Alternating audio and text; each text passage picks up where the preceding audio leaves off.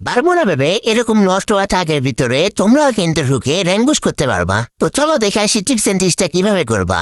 আর হ্যাঁ, ভিডিওটা ভালো লাগলে ভিডিওতে একটা লাইক দিয়ে চ্যানেলটা সাবস্ক্রাইব করে দিও এরকম অসাধারণ টিপস এন্ড ট্রিক্সের ভিডিও আপলোড করার সাথে সবার আগে পাওয়ার জন্য।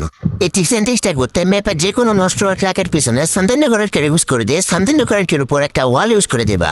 চাইলে তুমি কিন্তু একটা ওয়াল ইউজ করে দেওয়ার পর এখান থেকে কিছুটা লুটও করে নিতে পারো। তো এখান থেকে কিছুটা লুট করে নেওয়ার পর দাঁড়ায় থেকে সান্তিন্যগড়ের ক্লিক করলে তুমি দেখবা একদম হ্যাকারের মতন নষ্ট হওয়া ট্রাকের ভিতরে ঢুকে গেছো।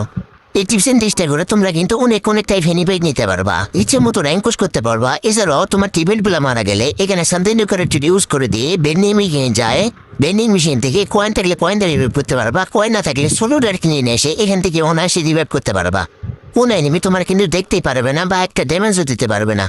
তোমরা কিন্তু টিপস এন্ড ট্রিক্সটা করতে গেলে তোমার কিন্তু সান্তিন্যগড়ের কাজ করবে না। তো সান্তিন্যগড়ের কাজ করার জন্য তুমি কিন্তু প্লেনে শেষের 5 সেকেন্ড অবস্থায় বা 4 সেকেন্ড অবস্থায় সান্তিন্যগড়ের ট্রেন একবার ইউজ করে দেবা। এতে কিন্তু তুমি খুব সহজেই টিপস এন্ড ট্রিক্সগুলো করতে পারবা, মানে তোমার সান্তিন্যগড়ের ট্রেনটা কিন্তু কাজ করবে, তাছাড়া কিন্তু কাজ করবে না।